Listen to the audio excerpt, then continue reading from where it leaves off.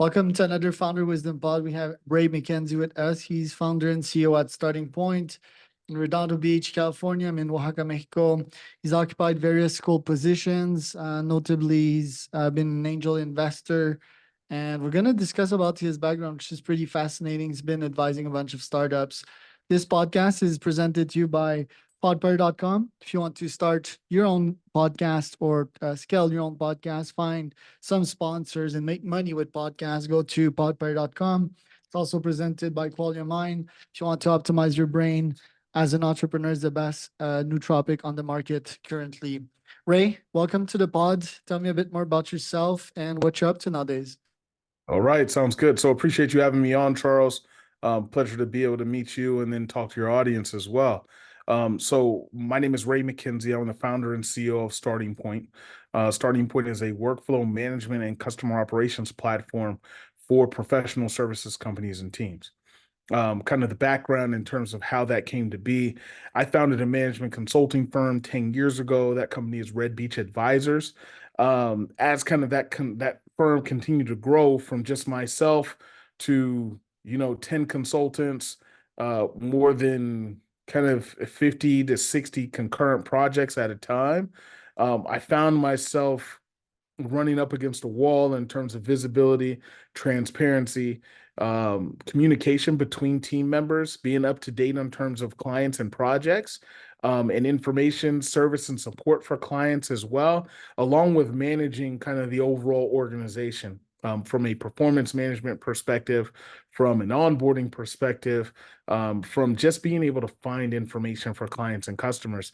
And operationally, unfortunately, it was a mess. A lot of consultants and clients were using a bit of their own software to track updates, status updates, respond to customers, client interaction, files, things like that. Everything was everywhere.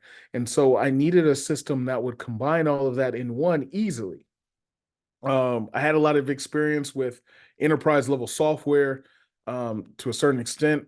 A lot of us who have worked in corporate environments hate enterprise level software simply because it takes a lot to be able to use, whether it be implementation time or whether it takes 20 to 30 clicks to be able to execute an action. It just becomes a lot of overhead and difficult.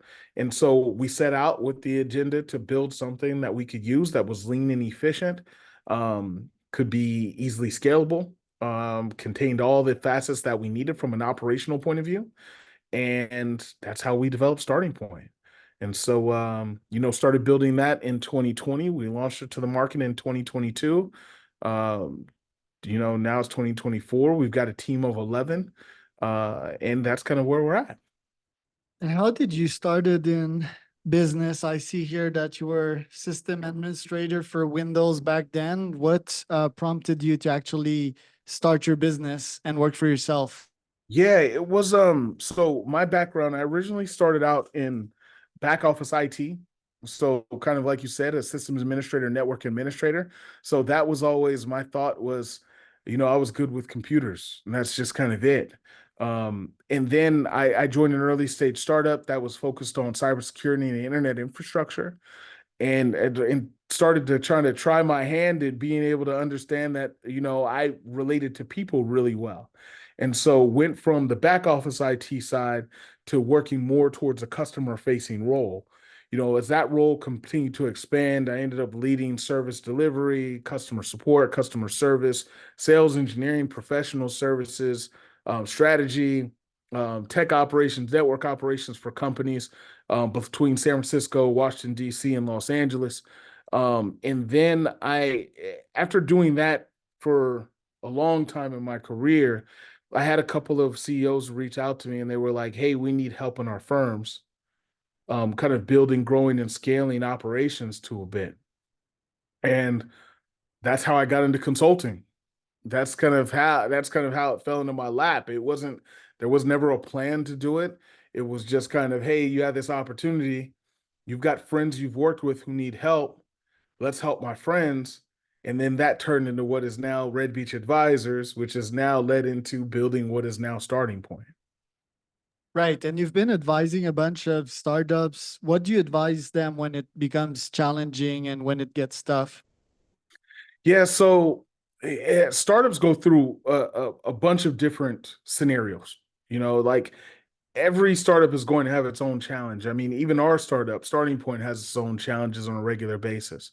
In terms of advising them, a lot of times the advisement comes from, growth strategy within the business, product strategy and evaluation in terms of evaluating where you need to go with the product, what makes sense, what doesn't make sense.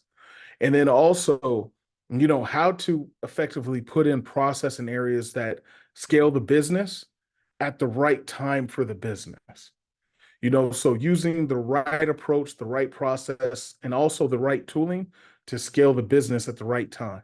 You don't need to go out and, as an early stage startup, go spend a ton of money on software and systems. I back then, people with startups used to be like, I've got to use Salesforce. I've got to use some of these large enterprise tools. And then they waste the money on the capital, and then they're like, hey, this is too much for what we're paying for. And then that leads to, finding another vendor, finding another solution, then Salesforce having to deal with the churned customer, and it creates a bit of a mess. So really just working with startups in terms of strategy, the what to do, focusing on when to do it, and then focusing on how to execute. Right. And then as an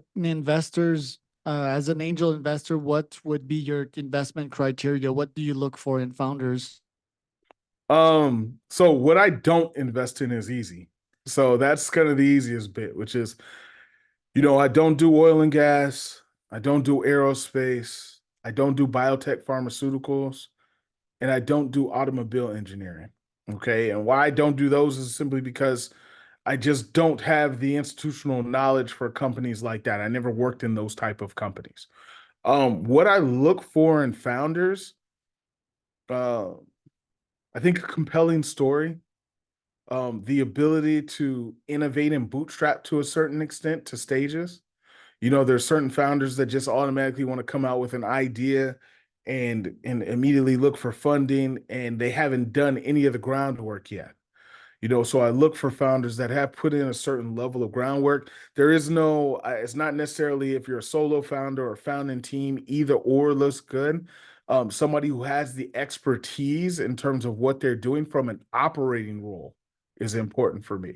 So not somebody who just has an idea, but somebody who's actually like lived it and is working to solve that challenge either with themselves or with other people.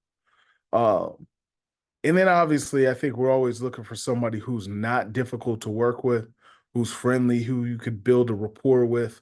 Um, and then, as an angel investor, the goal is to always help.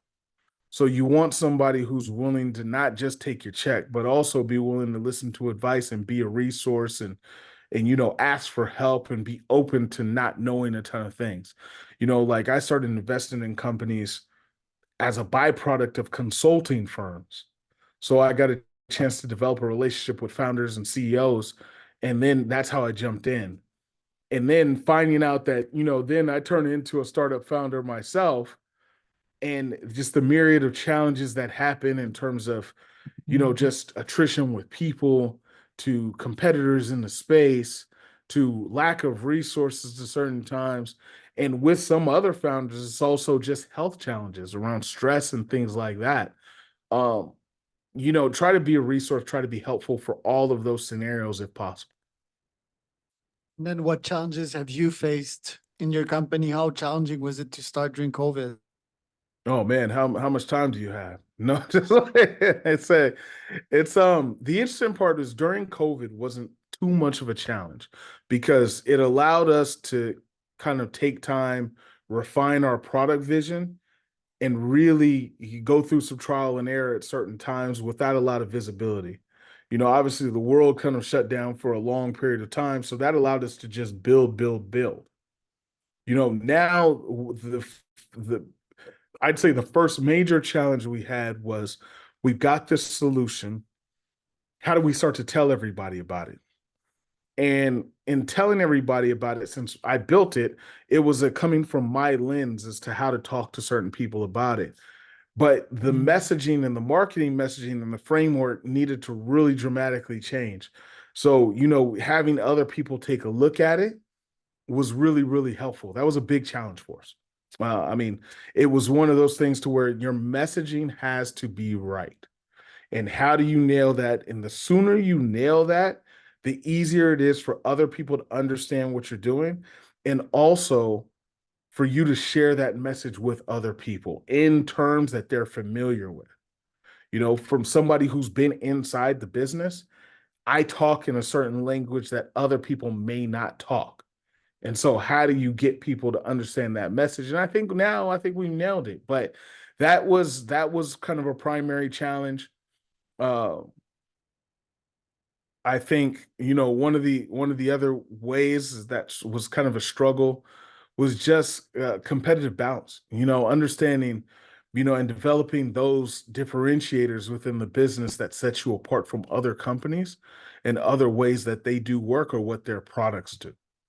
And so, uh, always keeping an eye on the competitive balance with other companies and seeing where things lie and where you can win, and also where you lose is important too.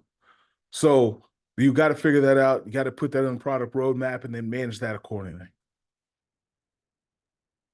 Do you feel that founders lack patience nowadays in finding product market fits? What mental attributes are you seeing that could be improved in them to get business success? Um, Product market fit is extremely difficult. And I think we just landed that probably like within the past 6 months. I think we just probably landed that within 6 months. And I say that because when we started, we tried to boil the ocean. We've got a solution that is very robust. It can work for a lot of different industries. It can do a lot of different things. But we tried to sell to everyone. That doesn't work at all. And then it takes a lot of A, B, sometimes C testing. So and founders need to be open to that, which is, hey, I created this, but how do other people see my solution? And a challenge with that is, and for founders, and maybe it could be patience, it could be whatever you want to call it. Sometimes is just being vulnerable, and I think being vulnerable is an important thing for founders because you do have to open yourself up to saying, hey, Charles, can take a look at this and give me your feedback. And sometimes it's going to be good, sometimes it's going to be bad, sometimes it's going to be useless, and sometimes it's going to be extremely useful. But you also have to be willing to say, and not necessarily even just a survey format, but you really have to have these one-on-one conversations with people that say, this is what we built, this is what we're doing, how can it be helpful? Give me feedback and don't hold back on things. Just tell me exactly how you feel. Like the one thing I tell everybody, there's something that's free, and that's called people's opinions. People are always willing to share their opinion, but you also have to be vulnerable enough to be willing to accept it and then not take it personal. Just say, hey, maybe we're missing the boat on this, or maybe we need to change something. Or, if I ask 10 people something and six of those 10 tell me the exact same thing, maybe I need to be willing and open to listen to what those six people are saying, because that's now become a trend. Curious also to see how many clients do you have at this moment, how much you charge, and what would be your objectives in terms of MRR this year? Yeah, so our goal, and I'll say kind of our revenue goals are based around annual recurring revenue. And our target by the end of this year is to hit $1 million in annual recurring revenue. Okay. So that's kind of what we're shooting for. Customer wise, as of today, we're up to 288 customers on the platform. So, we're starting to really, really see some attraction to our product. We're starting to really see people say, hey, I get it. We're really able to see when we do product demos or show people our product, people are understanding the product in a short amount of time. And our demos of 20 minutes are showing a pretty good success rate too. So, we're solving a problem, we're talking to our target audience. The people we're talking to understand the challenge and live the challenge on a day-to-day basis. And, we've got a solution out there that can help people. So that's kind of where we're at now. And hopefully, we'll put in some methods and be able to spread the word a bit more. And I think being on this podcast helps that a little bit. So, we'll see how things go. So at least doubling in ARR this year. Yes, that's the goal. That's pretty ambitious. So how would you reach that? What would be your GTM strategy to acquire more clients and make sure they staying? Gosh, I think we're going to do a few different things this year. We obviously do, we invested heavily into organic SEO early on, so that helped us a bit. Um, that's now leading to our website getting a ton of different traffic. So that's worked out well. That was the first thing we did. The second thing we did was we do outbound lead gen and demand gen campaigns via email and through LinkedIn. So now that we know who we're talking to, we know what we want to say to those people. Now we know how to find those people and how to talk to them. And our third kind of strategy for growth is through channel and partners. So we'll have the ability, we struck some strategic partnerships with companies to be able to get our product in front of more companies and more clients. And so by pushing our customer base from maybe even close to where we're at 300 up to 3,000, I think we've got a pretty good strategy to be able to do so. What would be your top goals as the founder and the CEO for this year? I think found our top goals for us, obviously hitting our revenue goal. So we want to hit the $1 million mark in terms of ARR. That's extremely important for us. Um, I think also maintain a happy family. So that's one thing, as a founder, sometimes you are pulled in different directions professionally and personally. And so a goal is, making sure the family is taken care of and the family is doing well and everybody's happy there. And then also professionally, I think it's just taking care of our customers and putting forth the best product we can put forward to help them solve their problems. I think that's kind of the goal, whether we want to measure that through CSAT or whether we want to measure that through testimonials or whether we want to manage that through customer growth or revenue growth. I think it's delivering a high quality product that solves problems for companies. Right. And how much is enough money to make you and your family happy? Is there a limit? Is there like a plan? Is there retirement? Also like in the plans eventually, what is your philosophy on wealth and consuming it? Um, I think it all depends on the life you build and the life you want to have. I mean, my wife and I, we've got 4 kids, um, varying ages, 23, 16 as of today, and then two 13-year-olds that are about to be 14. So, their lives are involved in a lot of sports, a lot of education, um, obviously time with friends, time with family. So in terms of wealth and a number, I think it's more like, does what's going to allow us in the next 5 to 10 years have the life we want to live? And what that looks like right now versus what it may look like 5, 7, 10 years down the line could be very different. Um, we may be in Mexico next to you. You never know. Never know. Mexico is a very nice place to be and to work here. It's very tranquil. Now, how do you balance your time nowadays between starting point, your investments, and your other activities? Um, Gosh, so I'd probably say, my day to day, I'm usually up in the morning at 4:45 in the morning. I'm usually in the gym 5:15 in the morning, 5:15, 5:30. I'm usually out of the gym at 6:45. I'm usually taking meetings starting at 7 o'clock, with starting point. Um, and then I'm usually anywhere, probably meetings work between any of the things I'm working on till about probably 3 o'clock. And then about 3 o'clock, you're talking family time, kids sports, after post school activities. things like that. And then you get back to work probably about 6 o'clock or so. You work till about maybe 8:30. Get an hour of downtime, whether that be, watching mindless TV or reading a book or doing laundry or, something like that.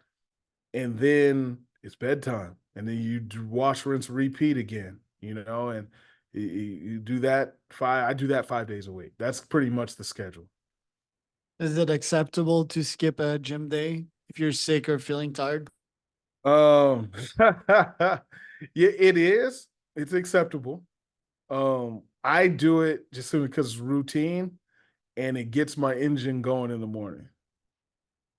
How do you make sure to do different workouts in the gym that will bring you gains? And how do you make sure to change your routine to get these mental gains as well? Oh gosh, I think it sometimes it depends on. I kind of have a format for what I do 5, 6, 7 days a week. So every day is a little different.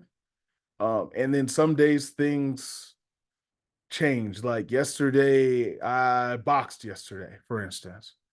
So, and then today, like I lifted. So it's kind of a combination. I can switch days in and out. I just make sure over the course of those 7 days, my core 4 or 5 days of working out happen.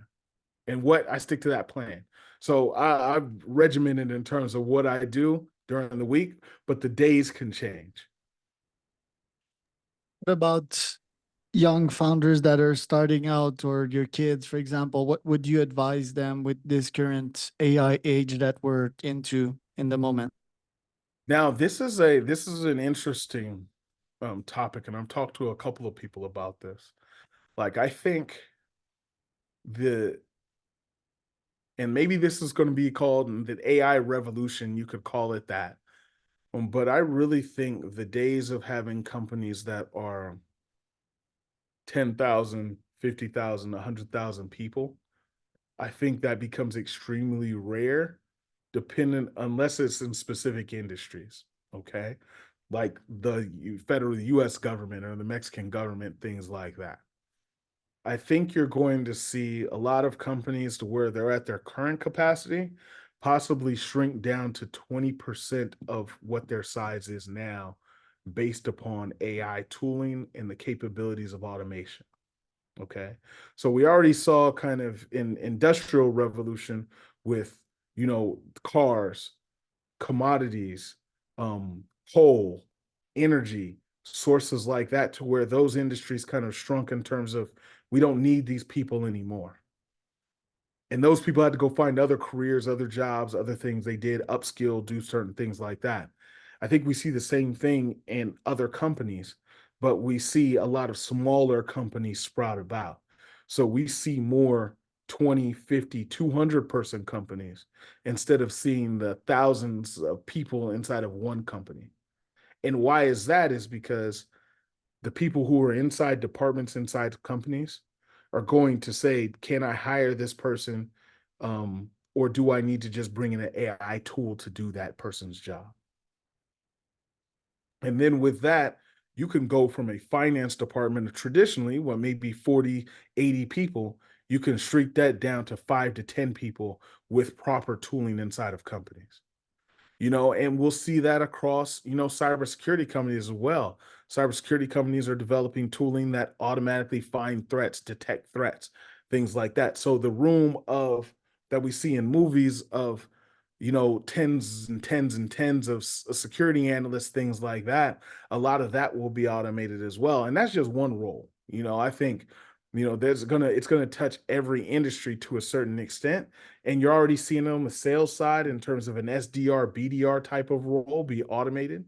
Now, I do think the roles that are focused on human relations, like sales, like customer success, like account management, I think things like that, those don't necessarily change because you still need that human interaction and people still buy from people they like. Okay. However, a lot of the other supporting and surrounding roles will change. And I think we'll see that across companies and we'll see kind of companies go from wherever they're at now to maybe 20-25% of the people inside the business. But those people that those 75-80% of the people that may have their jobs eliminated for whatever reason, I think those people go out and join many smaller companies that do the same thing. So we kind of see kind of a revolution in terms of the structure of businesses and companies due to AI. Agree with most of that. It's going to be a new world, and people need to adapt. People need to realize and somewhat adapt their position and how they think about this market. Ray, where can people find out more about you? People can find us at obviously, visit Starting Point, www.startingpoint.ai. You can also find me on LinkedIn. So that's going to be Raymond McKenzie on LinkedIn. And then you can find me on Twitter at RayMC209 on Twitter. And so, or X is called now. So X/Twitter, however you want to call it. That's where you can find me. And those are the best sources. And I'm always willing to talk or have a conversation. So, feel free to reach out.